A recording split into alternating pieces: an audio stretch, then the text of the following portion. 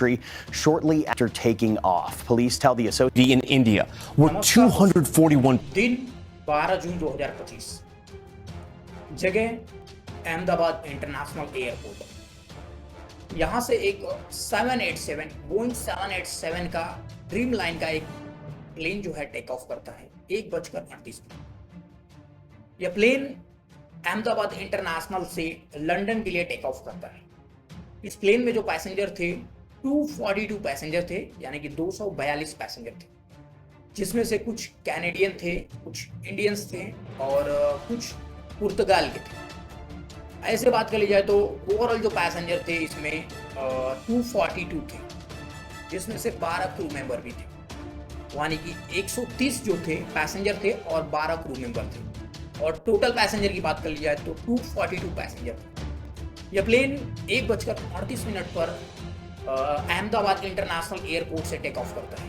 और जैसे ही यह 1:38 मिनट पर टेक ऑफ करता है, इसके ठीक 2 मिनट बाद यह प्लेन जो है अहमदाबाद के एक रिहायशी इलाके में कह सकते हैं क्रैश हो गया। इस प्लेन में अब तक की जानकारी के मुताबिक 241 लोगों की जान चली गई, जिसमें से एक सर्वाइवल बच गया।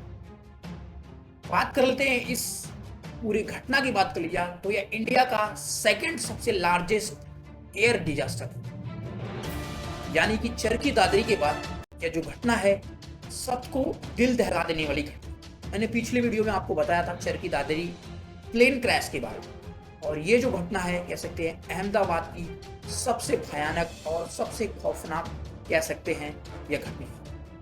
तो आइए जानते हैं थोड़ा गहराई से कि आखिर इस प्लेन के साथ क्या हुआ था, कैसे यह जो है क्रैश जो है या 59 सेकंड्स के अंदर ही यह क्रैश हो गया टेक ऑफ के बाद ही। तो आइए इसके पीछे की थोड़ा हम साइंस को समझते हैं कि आखिर इसके पीछे क्या रीजंस हो सकते हैं। एक्चुअल रीजन जो है वो ब्लैक बॉक्स के आने के बाद ही पता चलेगा, लेकिन एक कह सकते हैं एक एक्सपर्ट की जो राय होती है, एक्सपर्ट की राय हम यहाँ पे रखेंगे कि आखिर एक्सपर्ट का क्या कहना है कि क्या हुआ होगा उस प्लेन में जिसके कारण यह प्लेन जो है पूरी तरीके से क्रैश हो गया 59 सेकंड्स। तो आइए एक एक पॉइंट्स को समझते हैं कि आखिर क्या हुआ था इस प्लेन में। एक्सपर्ट का कहना है कि ये जो प्लेन था, प्लेन की बात कर ली जाए तो इसमें बर्ड्स हिटिंग हुआ था। बर्ड्स हिटिंग उसे कहते हैं जब प्लेन आपका टेक ऑफ कर रहा है और टेक ऑफ के दौरान अगर इंजन में कोई पक्षी आ जाता है तो ऐसे में दोनों ही इंजन, यानी कि कह सकते हैं अगर दोनों इंजन में कोई पक्षी आ जाता है तो ऐसे में दोनों ही इंजन ब्लास्ट हो सकते हैं या उसमें आग लग सकती है। ये जो चांसेस है बहुत ही कम होते हैं, लेकिन कह सकते हैं कि ऐसा एक्सपर्ट का मानना है। लेकिन जिस हिसाब से यह प्लेन क्रैश किया, ये क्रैश होने के साइट्स पे जो वीडियो मिल रहे हैं उसमें यह पूरी तरीके से इस बात को निगलेक्ट किया जा रहा है, क्योंकि बर्ड्स हिटिंग के अगर चांसेस रहते तो इंजन में सबसे पहले आग लगती, लेकिन कि वीडियो में ऐसा कुछ भी नहीं दिख रहा है कि इंजन में किसी भी प्रकार की आग लगी है। सेकेंड थिंग कि लोगों का जो पुराने पायलट्स हैं उनकी राय में ये भी पूछा जा रहा है कि क्या मौसम का कोई इफेक्ट इसके ऊपर पड़ा था, यानी कि क्या ज़्यादा गर्मी की वजह से भी यह हादसा हो सकता है। बिल्कुल हो सकता है, क्योंकि एक्सपर्ट का ऐसा मानना है कि अहमदाबाद में टेम्परेचर जो था कह सकते हैं बहुत ही हाई लेवल पे था, यानी कि जैसा कि 48-42 रहता है। तो ऐसे में जब हाई टेम्परेचर होता है तो वहाँ पे जो आसपास के एयर होते हैं उनकी डेंसिटी कम हो जाती है। डेंसिटी कम होने का मतलब यह है कि जब भी आपका प्लेन टेक ऑफ करता है तो उसको हाई मात्रा में ऑक्सीजन सप्लाई की जरूरत होती है, जिससे कि वह हाई मात्रा में ऑक्सीजन ले सके और उस ऑक्सीजन की सहायता से फ्यूल को बर्न कर सके। जैसे ही यह फ्यूल बर्न करता है उसे हाई मात्रा में थ्रस्ट मिलता है। ऐसे में अगर टेम्परेचर की बात कर ली जाए तो ऐसे में अगर टेम्परेचर बढ़ जाता है तो ऐसे में क्या होता है कि जो ऑक्सीजन की मात्रा घट जाती है और इंजन में पर्याप्त ऑक्सीजन नहीं जा पाता है, जिसके कारण इंजन का जो थ्रस्ट है वो काम करना कम कर देता है। जिसमें थ्रस्ट कम होगा तो कह सकते हैं प्लेन को टेक ऑफ करने में बहुत सारी कह सकते हैं समस्याओं का सामना करने को मिल सकता है। हालांकि एक्सपर्ट का ये भी कहना है कि हो सकता है कि जब यह प्लेन को टेक ऑफ किया गया होगा तो इसमें से एक इंजन फेल हो गया होगा और दूसरे इंजन के अंदर इतनी कैपेबिलिटी नहीं थी, कह सकते हैं वह प्लेन को टेक ऑफ कर सके, क्योंकि प्लेन में जो था 1,25,000 लीटर फ्यूल था, जो कि यह फ्लाइट जो थी डायरेक्ट अहमदाबाद इंटरनेशनल एयरपोर्ट से लंदन के लिए थी। यानी कि ये जो फ्लाइट की बात कर लिया तो यह 10 घंटे की अप्रॉक्सीमेट फ्लाइट थी।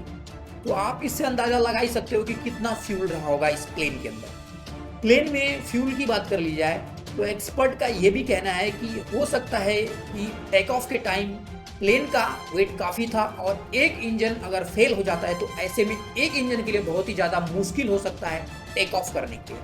हालांकि लैंडिंग कंडीशन में यह प्रोसेस जो होता है उतना इफिशिएंट नहीं होता, क्योंकि लैंडिंग प्रोसीजर में इंजन का जो पावर है वह कम कर दिया जाता है।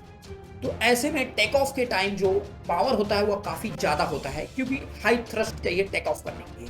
वहीं एक्सपर्ट का ये भी कहना है कि ये जो प्लेन था हो सकता है कि प्लेन जब टेक ऑफ किया हो तो फ्लैप को है जो वह पूरी तरीके से खोला नहीं गया, या फ्लैप में गड़बड़ी के कारण यह प्लेन जो है पूरी तरीके से क्रैश हो गया।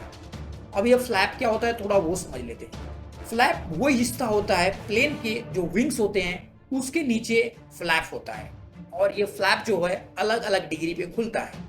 अगर आप 30 डिग्री का इस्तेमाल करते हो तो कह सकते हैं ये जो पायलट होते हैं उनको पता होता है कि फ्लैप कितनी डिग्री पर खोला जाए जिससे कि प्लेन पूरी तरीके से कह सकते हैं टेक ऑफ हो जाए। जैसे ही यह फ्लैप की बात आती है तो ये भी कहना है कि हो सकता है फ्लैप उस डिग्री पर नहीं था जो कि टेक ऑफ के लिए होना चाहिए। तो ये भी एरर हो सकता है, यह एक्सपर्ट का कहना है। हालांकि ऐसे बहुत सारे जो कॉन्स्पिरेसी है, थियरी है, अलग अलग एक्सपर्ट लोग अलग अलग थियरी दे रहे हैं, लेकिन बात कर ली जाए इस प्लेन की तो एक्चुअल में प्लेन में क्या हुआ था अभी किसी को पता नहीं। हालांकि ब्लैक बॉक्स में ही यह पता किया जा सकता है कि आखिर प्लेन में क्या हुआ था। अब हम थोड़ा समझते हैं कि आखिर ये ब्लैक बॉक्स क्या होता है और इससे कैसे पता चल जाता है कि कोई प्लेन में दुर्घटना क्यों हुई। ब्लैक बॉक्स जो होता है बहुत ही इंपॉर्टेंट फैक्टर होता है किसी भी एयरक्राफ्ट यानी कि कह सकते हैं किसी भी एयरलाइंस के लिए, क्योंकि ब्लैक बॉक्स वो फैक्टर होता है जिसमें हम रियलाइज कर सकते हैं या कह सकते हैं उसमें हम चीज़ों को कह सकते हैं एक एक चीज़ों को अच्छे से परख सकते हैं कि आखिर गलतियां कहाँ से हुई। ब्लैक बॉक्स में दरअसल दो चीज़ें होती हैं, एक होता है कॉकपिट वॉइस रिकॉर्डर और दूसरा होता है flight data recorder. Cockpit voice recorder क्या होता है उसके बारे में थोड़ा हम समझते हैं। कॉकपिट वॉइस रिकॉर्डर उसे कहते हैं जो कि पायलट जो है वह ग्राउंड स्टाफ से यानी कि एटीसी से एयर ट्रैफिक कंट्रोल से क्या बात कर रहा है, ये पूरी चीजें जो होती हैं इसके अंदर रिकॉर्ड होती हैं, जिसे हम कॉकपिट वॉइस रिकॉर्डर कहते हैं। और ये बहुत ही इंपॉर्टेंट होता है कि एटीसी के द्वारा क्या कमांड दिया गया था और उसके बाद जो कैप्टन है उसके द्वारा क्या एक्शन लिया गया था। तो ये दोनों ही चीजें रिकॉर्ड होते रहती हैं ताकि हम रियलाइज कर सके या देख सके कि गलती किसकी है इसमें। ये तो हो गया फ्लाइट डेटा रिकॉर्डर में कॉकपिट वॉइस रिकॉर्डर। और दूसरा आता है flight data recorder. Flight data recorder जो होता है ये क्या करता है कि फ्लाइट में आपने कौन कौन से बटन का इस्तेमाल किया है। जैसा कि आप जानते हो फ्लाइट में बहुत सारी बटन होती है, अलग अलग इंजन का स्टेटस होता है, तो ये सब पूरी चीजें होती है ना। आप अगर फ्लाइट में कुछ भी बटन अगर क्लिक करते हो तो ये पूरी जो एक्टिविटीज होती है इस फ्लाइट डेटा रिकॉर्डर के अंदर रिकॉर्ड होती है। और साथ ही साथ इस डिजिटल बोर्ड पे दिखता भी है कि आपने फ्लैप को कितने डिग्री पे खोला है, ग्रीन साइन है कि नहीं साइन, ये सब ओवरऑल एक्टिविटीज जो होती है डिस्प्ले पे हमें दिखाई देता है।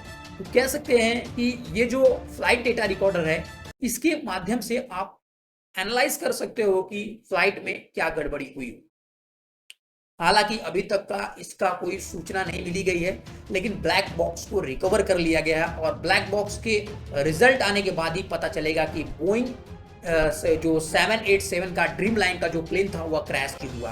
हालांकि इस जो ड्रीम लाइन की बात कर लिया इसका ट्रैक रिकॉर्ड बहुत अच्छा है, कह सकते हैं कि बहुत इसमें जो हादसे हुए छोटे मोटे हादसे हुए, इतना बड़ा क्रैश कभी नहीं हुआ है। लेकिन बात कर लिया सेफ्टी को लेकर तो एयरलाइंस जो टाटा की एयरलाइंस है सेफ्टी को लेकर के बहुत सारे ट्विटर पे एक्स पे कि बहुत सारे कमेंट्स आते हैं कि कभी इसका कह सकते हैं कि कंप्रेसर काम नहीं करता है, केबिन का प्रेशर कम हो जाता है और कह सकते हैं एसी भी कह सकते हैं काम नहीं करता। तो ऐसे बहुत सारे कमेंट्स हैं जो कि एयरलाइंस से रिगार्डिंग इज दिस, मतलब जो एयरलाइंस थी उसके रिगार्डिंग बहुत सारे कंप्लेंट्स आए हैं।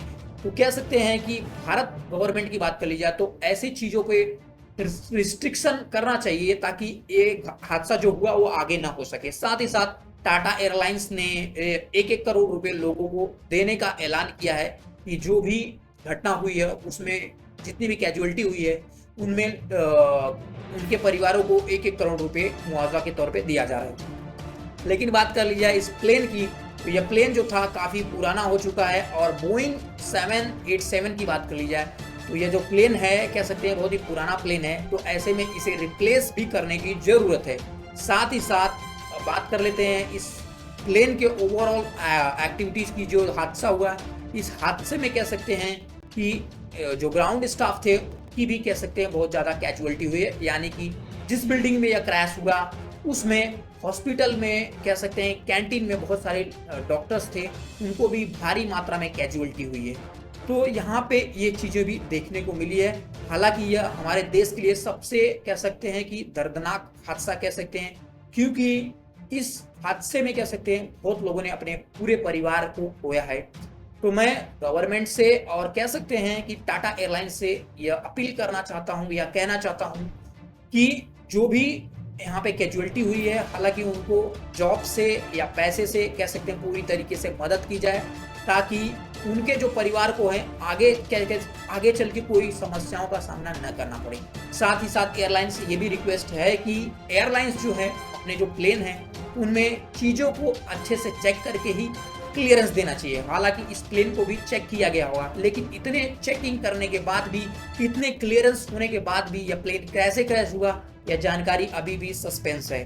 तो मिलते हैं अगले वीडियो में। इसके साथ ही आज के लिए इतना ही।